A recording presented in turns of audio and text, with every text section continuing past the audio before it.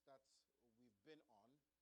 And what I'll do is that after today, I'll pause.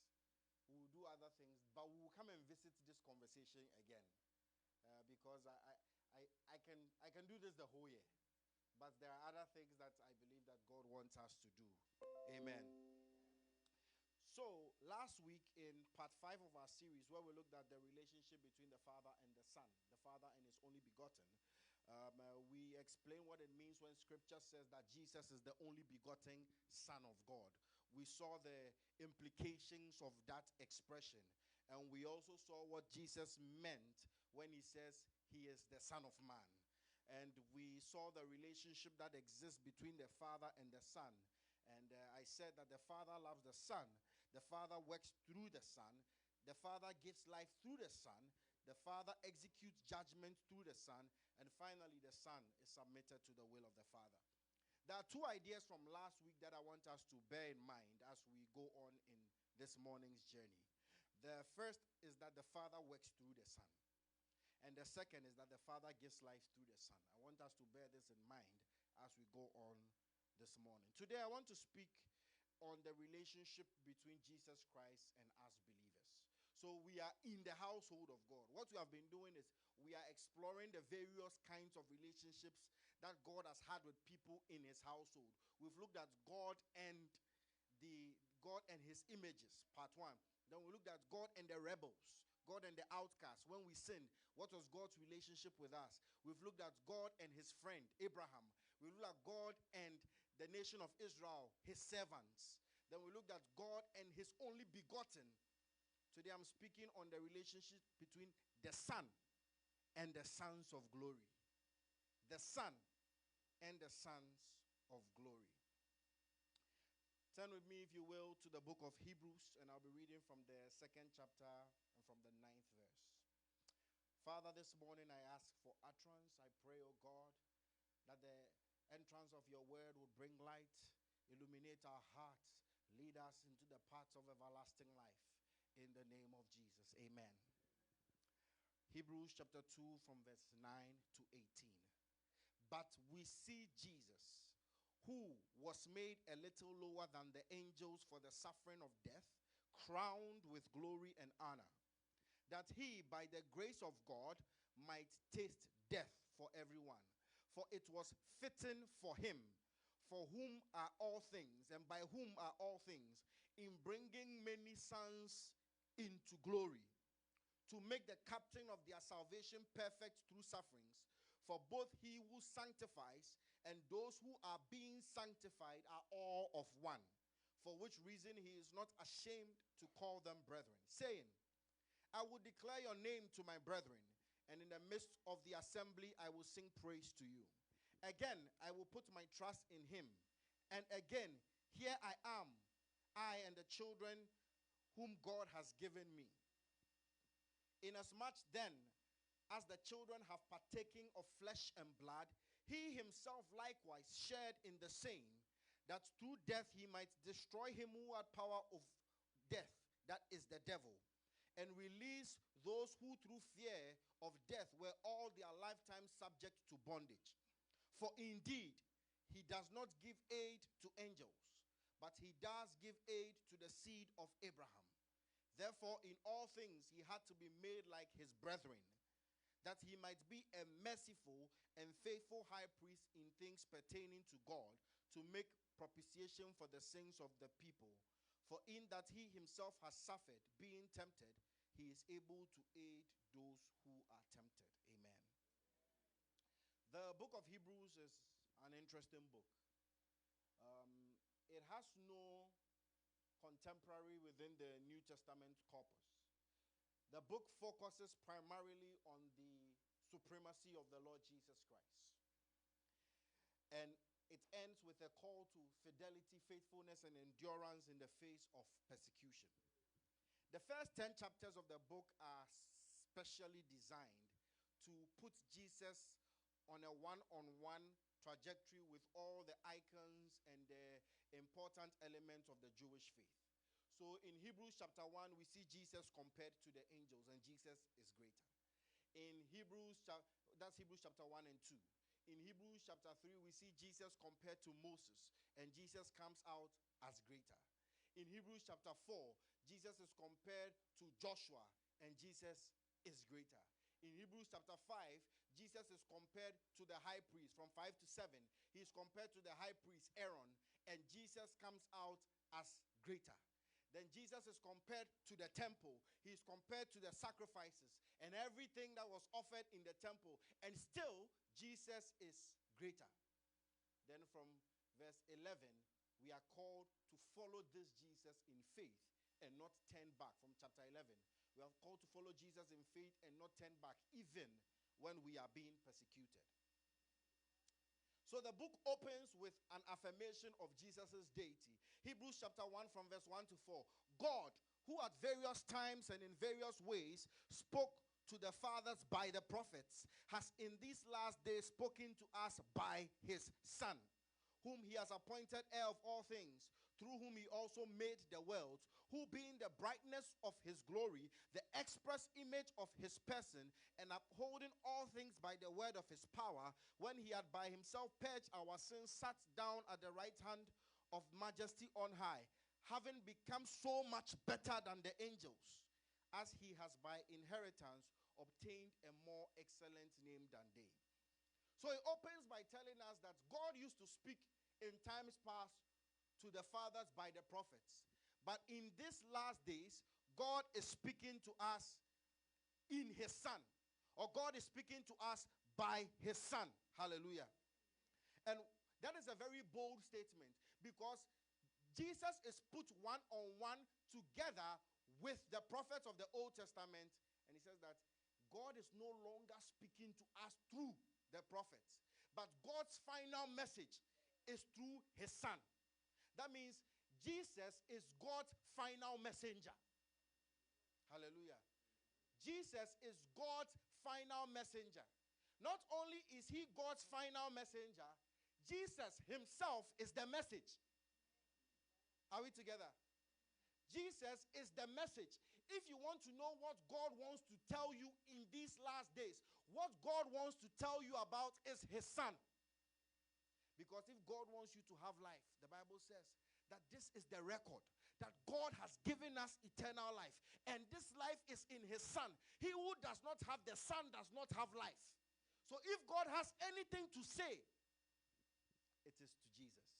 That is why Jesus told the Jewish people when they came and they encountered him, he says, you people search the scriptures, thinking that in them you have life. But these testify of me, and you will not come to me. So Jesus is God's final messenger. Jesus is God's message. Hallelujah. But he says this Jesus is no ordinary being, like we saw last week. He is the one who is the heir of all things. He is the one who made all things. And he is the one by whom all things are made. Are we together? He is the one that is seated at the right hand of majesty on high. If you've noticed the picture of monarchs and the people who sit on the throne, no one sits on the right hand of the chief monarch. Everyone sits from the left going. But he says Jesus is seated at the right hand of majesty on high. That means Jesus is equal with God, the Father. Are we together? Then he says, this Jesus has been made so much better than the angels. You see, the reason why he has to pause to tell us that Jesus has been made so much better than the angels, like last week I mentioned that angels also sometimes carry the title Son of God. So if the angels sometimes carry the title Son of God, and Jesus is the only begotten Son of God, there must be a distinction between the titles they carry. And he says Jesus has been made so much better than the angels because he has received a more excellent name than they. And in Hebrews chapter 2 from verse 9, Philippians chapter 2 verse 9, he says, therefore God has highly exalted him and given him a name which is above every other name, that at the name of Jesus every knee should bow, of those in heaven, of those on earth, of those under the earth, and every tongue should confess that Jesus Christ is Lord to the glory of the Father. He has received a more excellent name than they. That is why we don't pray through angels. We don't go and bow down to angels and say say that we are bringing our petition to Michael, we are bringing our petition to Gabriel, we are bringing our petitions to Uriel. No, Jesus has received a more excellent name than they. So if this Jesus is this great, that means the opening of Hebrews chapter 2 verse 9 is very, very strange. Because Hebrews 2 verse 9 says, but we see Jesus, who was made a little lower than the angels for the suffering of death, crowned with glory and honor, that he by the grace of God might taste death for everyone. What does it mean when he says Jesus is made a little lower than the angels? Because we have read that Jesus is greater than the angels. He has received a more excellent name than they. Jesus is God. He is one with the Father. So what is the author driving at when he says Jesus was made a little lower than the angels? What he is talking about here is not a case of ontological worth. That is, it's not that Jesus is lower in rank or that the angels are higher in rank than Jesus. What the author of Hebrews is doing is that he is very well immersed in the Old Testament.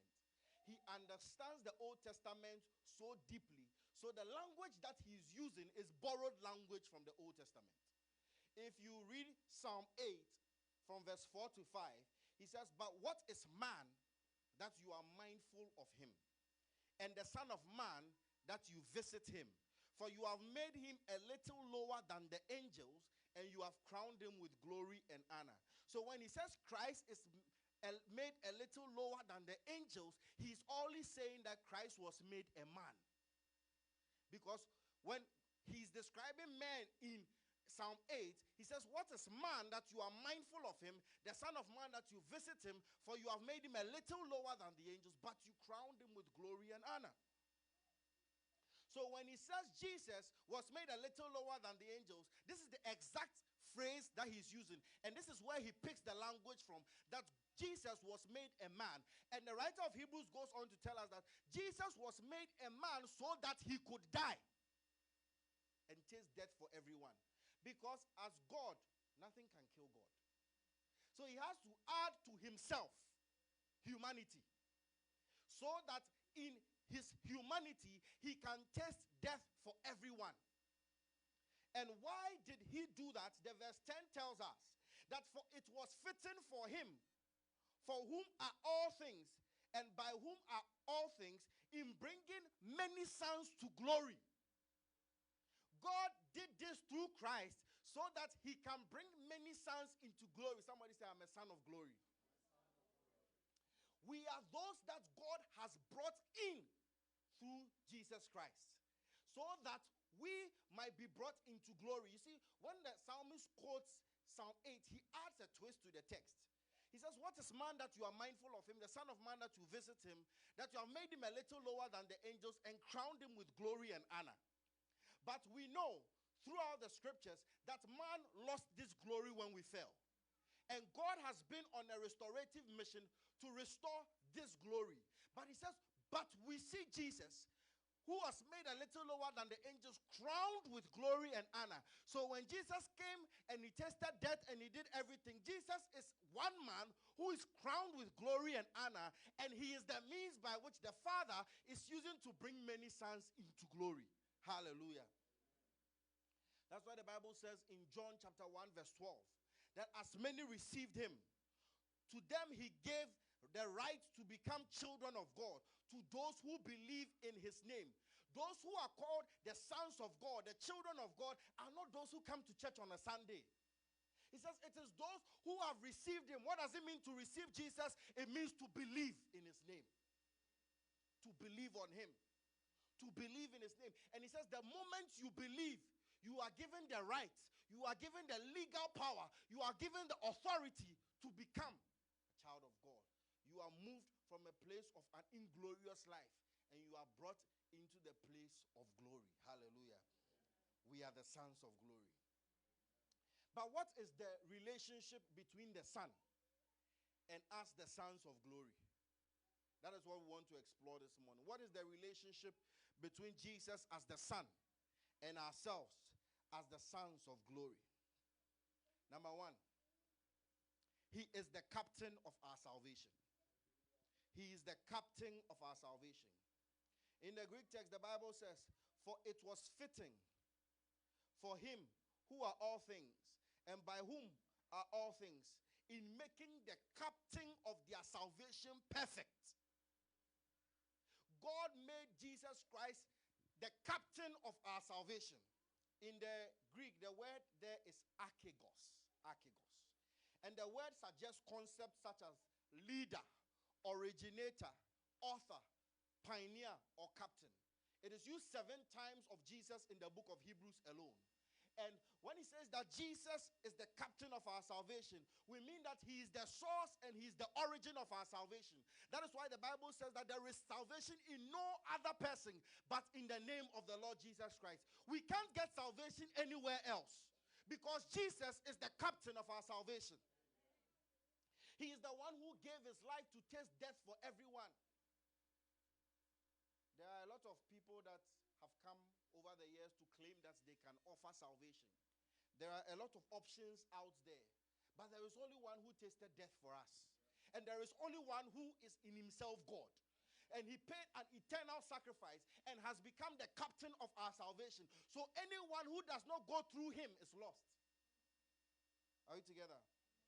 But as captain of our salvation, there are certain things that Jesus Christ does for us. As captain of our salvation, number one, he is the one who sanctifies us. Somebody say sanctifies.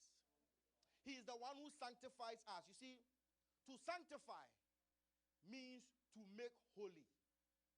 To make holy.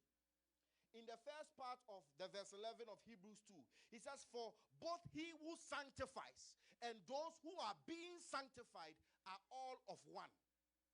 That means the relationship between us and the captain of our salvation is one of sanctifier and one of being sanctified.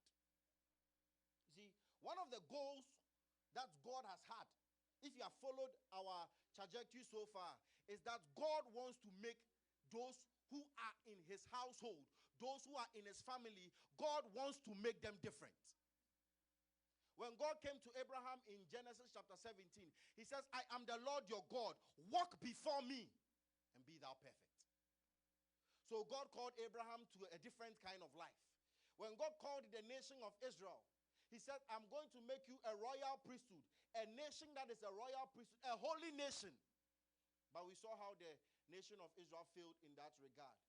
And in Ephesians chapter 1 from verse 3 and 4, he says, blessed be the God and Father of our Lord Jesus Christ, who has blessed us with every spiritual blessing in heavenly places in Christ Jesus, according as he has chosen us in him before the foundations of the world, that we should be holy before him in love. So God's mission is a mission to make you holy. It's to make you different. You see, to be made holy is to be made different.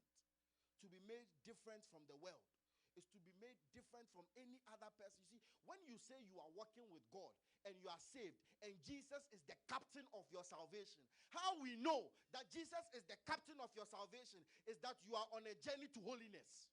Is that when we see you, we can tell that you are being made holy. See, God wants us to do things differently. He even wants us to laugh different. We just came from the Vows Day week. And you know the kind of things that happen when we celebrate Valentine's Day. It is a time where some people think that it is their God-given mandate to receive. So it is a selfish kind of love. And aside that, there is a heightened sales of things that relate to a certain level of debauchery. And people promote all kinds of sexual immorality in the name of love. But the Bible says that God has called us to a different kind of love. Our love is not a love that seeks its own. We are called, he says, love your enemies. Do good to those who despitefully use you. That is the kind of love that we have been called to as believers. So you see, this is why when someone steps on the toe of another believer, and they say that because someone stepped on my toe, I'm leaving the church. Or I'm leaving Christianity, I'm not going to. It means that yourself are not, you yourself, you are not on the journey of becoming holy. Because on the journey of becoming holy, he calls you to a self-sacrificial love. If he calls you to love your enemies, how much more those you are in the house with? Are we together? How much more those we call brothers and sisters in the Lord? You heard that pastor visited somebody and pastor didn't visit you, so you are angry. Pastor is being partial. I'm not going to follow again. See, you are not on your way. Because if he is the captain of your salvation, he's sanctifying your heart. He's sanctifying your love. He sanctifies your desires as well. What are your desires as a believer? There are some people, when you put them here and you say they should list their desires, their plan for life, and you put an unbeliever here and say they should list their desires, their plan for life, we can't tell the difference. Because you are desiring the same things. You want the same things out of life. You see, the unbeliever wants a car. He wants a good paying job. He wants this, he wants that. And that is the same thing you, the believer, you want. I'm not saying those things are not good. But the Bible says a man's life is not constituted by the abundance of things that he possesses. Your life cannot be made up of the things that you possess. We as believers, Jesus Christ says we should lay up treasures in heaven where dust and moth cannot corrupt. And if we are supposed to lay up treasures in heaven, how come all our endeavors, all our energies are being moved to material things? See, as the captain of your salvation, Jesus will affect your desires. He must affect your desires. If you want to know whether you are walking with Jesus, who is the captain of your salvation, he is the one who sanctifies. Check your desires. What are the things that I used to desire? When I was younger, I used to be very, very, very ambitious. It's not that I'm no longer ambitious, but my ambition has changed. I wanted to make a name for myself. I mean, God being so good, my dad gave me a very unique name. I've searched the whole world and I'm the only one who has the name that I have. Anyone who has my name right now borrowed from me. So I wanted that name to be unique. And I was doing everything in my power to make the name unique till I met Jesus.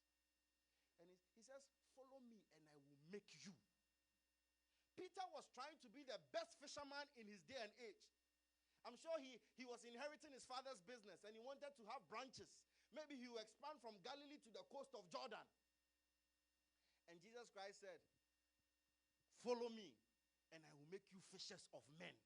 Jesus Christ changed the trajectory of his life. He changed Peter's ambition. And if he is the captain of your salvation, he will change your ambition. He will change your desires. He will change the direction. Yes, maybe you want to be a top engineer. You will still be the engineer, but your motives will be different. He's going to change everything because as the captain of our salvation, he sanctifies us. He sanctifies us. He makes us different. The second thing he does as the captain of our salvation is that he's the one who delivers us. He's the one who delivers us. In Hebrews chapter 2, from verse 14 to 15, the Bible says, inasmuch as then the children have partaken of flesh and blood, he himself shared in the same, that through death he might destroy him who had power of death, that is the devil, and release those who through fear of death were all their lifetime subject to bondage. The Bible says he delivers us from death and the one who had power over death. The Bible says the enemy cometh not to steal, to kill, and to destroy. But Jesus says, I have come that you might have life and have it more abundantly. When he came, the Bible says in Ephesians chapter 4 that he who ascended is the one who descended. And when he ascended, he took captivity captive. Everything that holds us bound, Jesus has held captive. And not only does he destroy the powers of the devil, the Bible says he came to release those who through fear of death were all their lifetime subject to bondage. You see, in our lives, there are a lot of things that hold us bound. Sometimes it is the fear of the unknown holds you bound. The fear of not making it in life holds you bound. the fear, maybe in your family, everyone hits a certain age and they die. So you are hitting that particular age, and all of a sudden there's a certain level of fear, trepidation in you. But we have Jesus, who is the captain of our salvation, who delivers us from every spirit of fear, from every spirit of bondage. The Bible says, for we have not received the spirit of fear, but of power, of love, and of a sound mind. He is the captain of our salvation. The Bible tells us in Luke chapter 13 from verse 10. It says, now he was teaching in one of the synagogues on the Sabbath. And behold, there was a woman who had the spirit of infirmity 18 years, and was bent over, and could not in any way raise herself.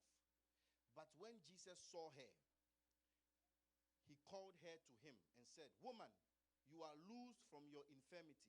And he laid hands on her, and immediately she was made straight and glorified God. Hallelujah. The Bible says that this woman had been coming to the synagogue. So the fact that she was on the synagogue on a Sabbath day means that she has been coming. Are we together? She is one who had been coming to the synagogue every Sabbath. And this woman was bent down 18 years. If you read the scripture to the end, when Jesus Christ was arguing with the Jews about whether or not it was good for him to heal the Sabbath, he says, is it not good that one who has been a daughter of Abraham, who has been bound all these years by Satan, should be made free? That means Jesus saw the woman's condition as being bound by Satan. So this is somebody who is in church but is bound by Satan. She comes every day. She's always around, bent down. She can't lift herself up because she has been bound by the devil. But on this faithful day, when she came to service, the captain of our salvation was present in church. When she entered service that morning, it wasn't somebody else preaching. It was the captain of our salvation who was ready. But I like what Jesus did. The Bible says, he told her, come here. Come to me. He could have spoken a word. I take the actions that Jesus does very seriously. Because I've seen someone come to Jesus and they said they need healing, and Jesus says go, and they are healed. I've seen someone come to Jesus and he spat on the ground and put mud on their eyes, and he puts on their eyes and they go and wash and they are healed. He comes up to somebody, says take up your mat and go home, and they are healed. So Jesus could have done it at a distance with this woman because she's bent over. But Jesus saw the woman from afar and says, come to me. Here's the thing. Sometimes when we are in bondage and we are bound by things, we want to keep our distance from the Lord. And he says that it's not that you can heal yourself, but in your bound state, come to me. Make the move. Maybe you are struggling with a certain type of sin in your life. You are struggling with a certain type of infirmity. Maybe there's a sickness in your life that you've been struggling with. Something that is holding you bound. Don't keep your distance. Come to him. Come to me. That was the instruction that Jesus gave. He says, come to me. And as she came, the Bible says, as she came, he says, woman, you are loose. He laid hands on her, and immediately. Somebody, I came to declare to you that the captain of our salvation still sets people free. The captain of our salvation is still in the business of liberating us. Jesus, the captain of our salvation, he is the one who sets us free. Bible says, he whom the Son shall set free is free indeed. Him who the Son shall set free is free indeed. So I don't know what is holding you bound this morning, but if you would come to Jesus. You see, when you come to service, don't come to pastor. Don't come to me. Myself, I need the captain of my salvation. Myself, I still need Jesus. So when you are coming to church, come with the mindset that I am here to see Jesus. Because when we come with that mindset, everything is changed. The second level of our relationship, beyond him being the captain of our salvation, is that he is our high priest. He is our high priest. The Bible says, he indeed does not give aid to angels. Hebrews 2 verse 16. He does not give aid to angels, but he does give aid to the seed of Abraham. The seed of Abraham here could mean two things. All of them are factual. Could mean he's speaking to biological descendants of Abraham. Biological descendants of Abraham. That's one way the expression can go. And if you look at the corpus of the book of Hebrews, it is believed, based on the content of the book, that the book is directed to people who are Christians but are from Jewish ancestry. So that is what it could, one way it could mean. But the Bible tells us in Galatians chapter 3, verse 29, that all those who are in Christ Jesus, all those who are in Christ Jesus are heirs together with Abraham. We are the seed of Abraham. So this text also applies to us. And he says, he does not give aid to angels. Jesus is not in the business of helping angels. He is in the business of helping those who are the seed of Abraham. How does one become a seed of Abraham? Those who believe in him. Because how did Abraham get connected with God? And the Bible says, and Abraham believed God.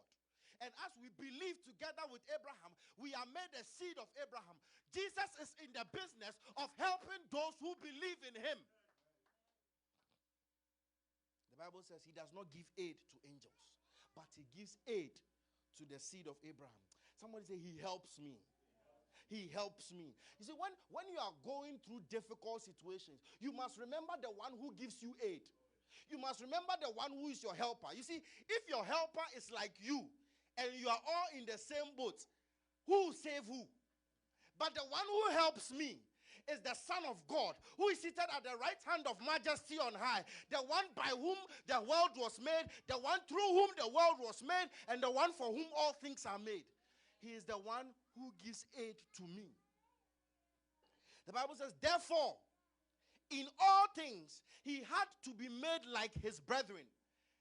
The powerful Jesus was made like you and I, so that in all things he might be a merciful and faithful high priest in things pertaining to God, to make a propitiation for the sins of his people. You see, in Israel, the high priest was the main representative, the one who would go and see God on behalf of the people and also offer sacrifices on behalf of the people. The main day for the work of the high priest was the day we call the Day of Atonement. And on the Day of Atonement, he had to take a lamb without blemish, and go and offer on behalf of the people. But you see, before he even goes to offer on behalf of the people, he has to take a separate sacrifice and offer for himself, because he is in danger of dying on that mission as well. But we have a high priest. I said, but we have a high priest. But we have a high priest who does not need to offer sacrifice for himself, because he himself is our God. And he enters in. And the Bible says he became like you and I, so that he might become a merciful high priest. You see, when the Bible says that he is a merciful high priest, it means that Jesus is not a harsh tyrant. He knows what you and I go through. Because he became like you and I, he knows what it is like to be tempted. He knows what it is like to suffer need. He knows what it is like to be hungry. I like the realness of the Bible sometimes. The Bible says that after Jesus had fasted and waited 40 days, he was hungry. You know, sometimes when we are, especially believers, when we are fasting, we feel like when we are fasting, because it's a spiritual exercise, we should not be hungry. When Jesus fasted, he was hungry. He was hungry. So when you are going through life and you feel like, hey, I have nothing to eat, I am hungry, Jesus understands what that hunger looks like. When you see the young ladies passing, the men, and the edges are stirring up in you. There were young ladies on the streets of Galilee. Hallelujah. There were young ladies on the road of Nazareth. Hallelujah. But the Bible says that he was tempted in all points, but he did not sin. What that means is this. You see, temptation hits three basic points in our desires: the lust of the eyes, the lust of the flesh, and the pride of life. Jesus did not face every possible temptation known to man. That would have been impossible. Because in our day and age, some of the temptations are different, right? when you pick your iPad or you pick your laptop and you're working, some pop-ups that pop up on your screen. If you don't have a pop-up blocker, that pop-up can let you fall. Hallelujah. But you see, the points in your human experience where those temptations draw on, he has felt it before. That is what the text means. That in all points he was tempted like you and I. So when you are tempted and you fall, even though he did not want you to fall, he is a merciful high priest. And he understands and he's able to lift you up. No. If you live with a leader, a parent, or a boss who is a perfectionist and a hard-line perfectionist, it can be very, very difficult. Because when you make a mistake, if this person is not merciful, they talk down at you. They insult you. They let you feel less than yourself. They make you feel like you are useless and you can't do anything. And sometimes people carry that experience of having somebody like that Lord over them to bring that same experience to their relationship with God. Maybe you might have had a father who was like that, and now you are transferring that relationship because we call God Father. But I came to tell you that he is different. Oh, I came to announce to you that the Jesus who is our high priest, he is different. He is the merciful high priest. The Bible says in Hebrews chapter 2 verse 18, for in that he himself suffered, being tempted, he is able to aid those who are tempted. 1 John chapter 2 verse 1, my little children, these things I write unto you, so that you may not sin. So God's first desire for you is that you may not sin. That is the first desire. He says, and if anyone sins, we have an advocate with the Father, Jesus Christ the righteous. That means when you sin, don't go away because I blew it and God does not love me anymore. You see, then you do not understand the love of God. When the Bible says that God loves us in spite of us, it means that there is nothing you can do to let God love you more, and there's nothing you can do to let God love you less. He loves you based on the love he has for the Son. And that is why the Bible says that when you sin, we have an advocate with the Father, Jesus Christ the righteous. If I was your advocate, you'll be in trouble. Because if I was your advocate, you that you have sinned, me too, I have to deal with my sins. But because Jesus is my advocate, when he stands before God, all God sees is the Son that he loves. And if this Son is the one pleading on your behalf, he says, I know you may have messed up, but see, come, I give you a new slate. We can start again. Come, I give you a new slate. We can start again. He is our merciful high priest. And not only is he our merciful high priest, the Bible says he is faithful. He is faithful. He will not get tired of interceding for you. He will not get tired of doing you good. When he makes you a promise, he won't say that because you have done this, I will not hold on to my terms of the promise. The Bible says that even if we are unfaithful, he remains faithful because he cannot deny himself. Our high priest is faithful. Jesus will not wake up one morning and say, I will no longer be the captain of your salvation. He is always going to be our high priest, because he ever lives making intercession for God on our behalf. He will never renege on the exercise of his duties for you and I. He is our faithful high priest. The final point in our relationship with the Lord Jesus. So he's the captain of our salvation. He is our high priest. And finally, he calls us brothers. I don't think you heard what I said. I said he calls us brothers. Let's think about this. Jesus Christ is God. One with God in essence. Together with the Father and the Spirit. The three persons in one, in the Godhead. And this Jesus calls us his brothers. The Bible says that God, through Jesus, is bringing many sons into glory. In Hebrews chapter 2 verse 11, he says, for both he who sanctifies and those who are being sanctified are all of one. For which reason he is not ashamed to call them brethren. He is not ashamed to call us his brothers. He is not ashamed to call us his own.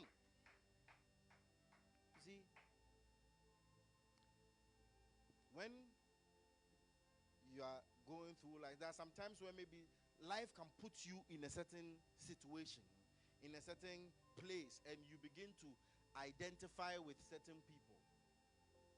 And especially if you grew up in a very classist society. You know, in very classist societies, there is degradation, the haves and the have-nots. But sometimes life can humble the haves, and the haves can come and mingle with the have-nots. But every now and then, when the other halves come and they see you mingling with the have-nots, because you remember where you are from, you become ashamed of those whom you are mingling with right now. But not so with Jesus. Not so with Jesus. The Bible says he is not ashamed to call us his brethren. He is not ashamed to identify with us.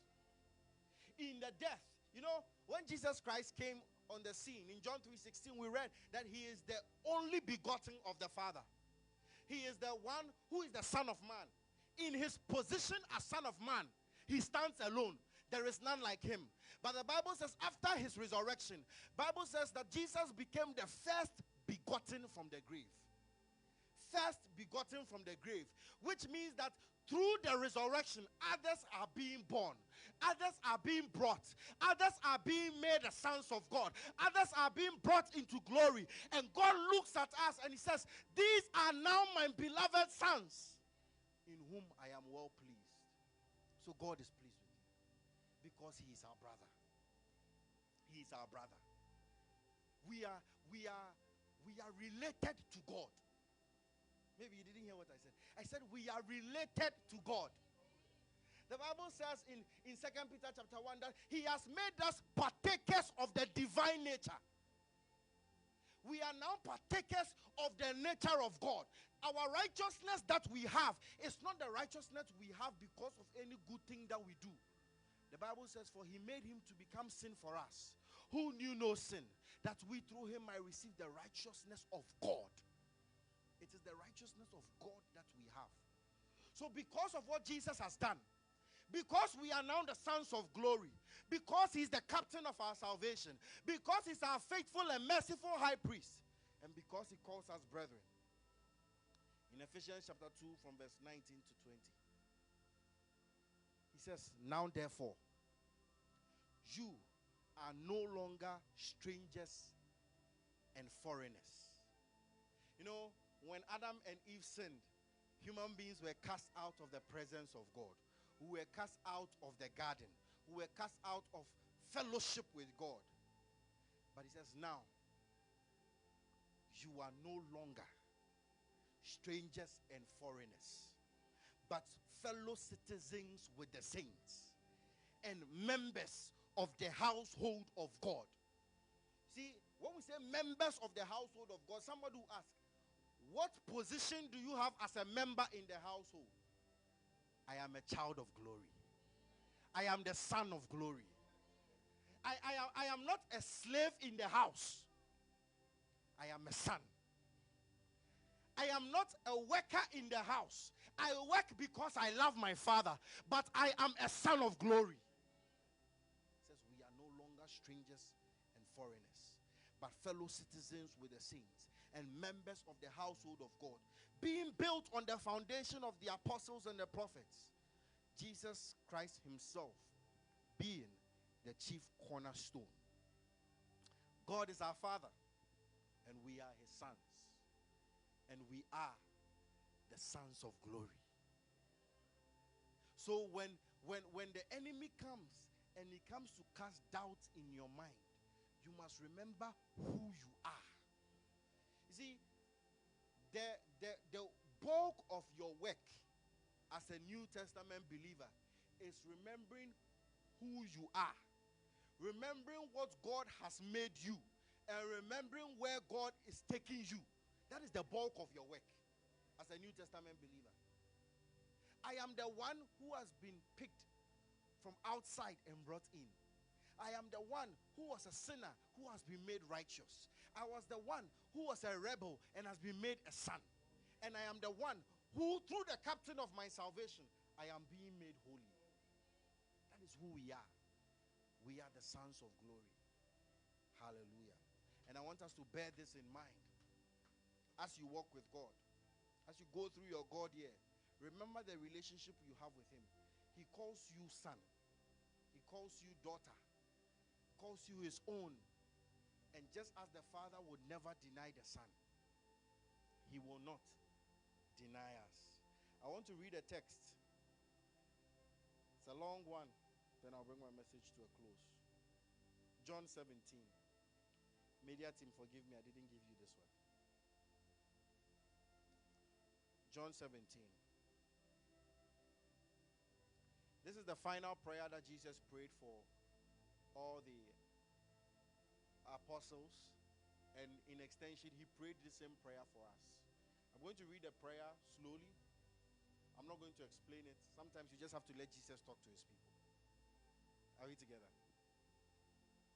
And Jesus spoke these words, lifted up his eyes to heaven and said, Father, the hour has come. Glorify your Son, that your Son may also glorify you.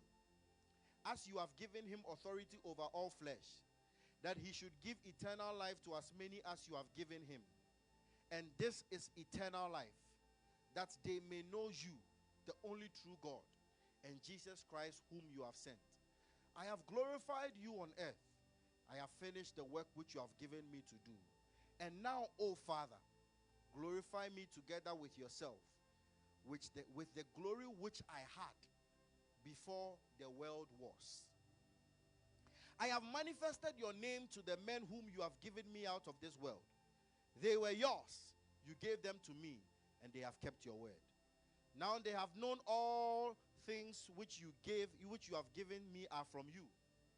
For I have given them the words which you have given me, and they have received them, and have known surely that I came from you, and they have believed that you sent me. I pray for them. I do not pray for the world. See, it's not every day that Jesus prays for everybody. He says, I pray for them. I do not pray for the world. But for those whom you have given me, for they are yours. And all mine are yours, and yours are mine, and I am glorified in them. Now I am no longer in the world, but these are in the world, and I come to you. Holy Father, keep them through your name, those whom you have given me, that they may be one as we are. While I was with them in the world, I kept them in your name. Those whom you gave me, I have kept, and none of them is lost except the son of perdition, Judas, that the scripture might be fulfilled. But now I come to you, and these things I speak in the world, that they may have my joy fulfilled in themselves. I have given them your word, and the world has hated them because they are not of the world, just as I am not of the world. I do not pray that you should take them out of the world, but that you should keep them from the evil one. They are not of the world, just as I am not of the world. Sanctify them by your truth. Your word is truth.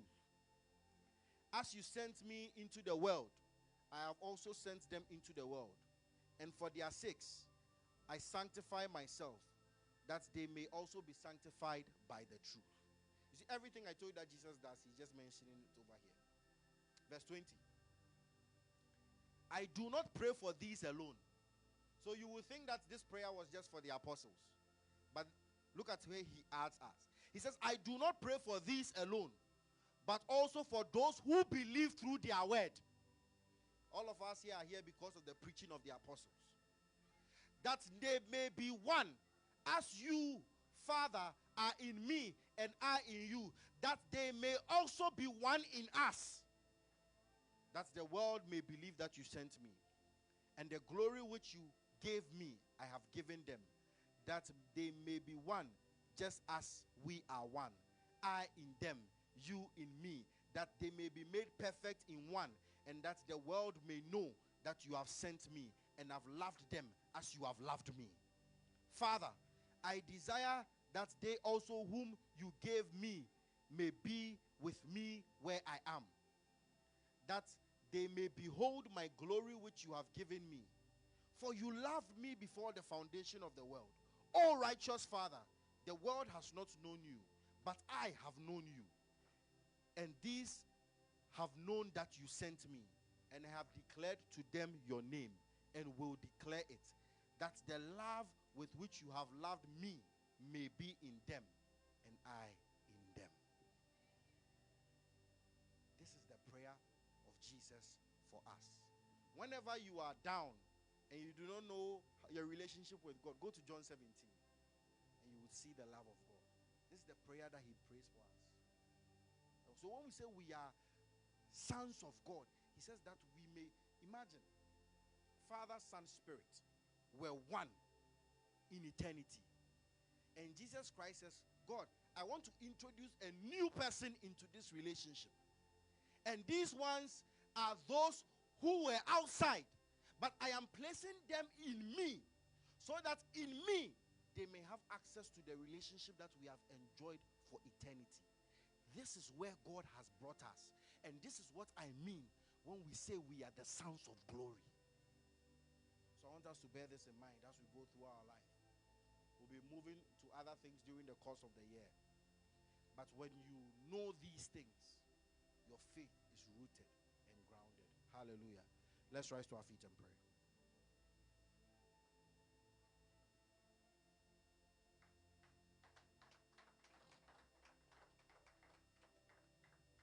Just want to thank God this morning.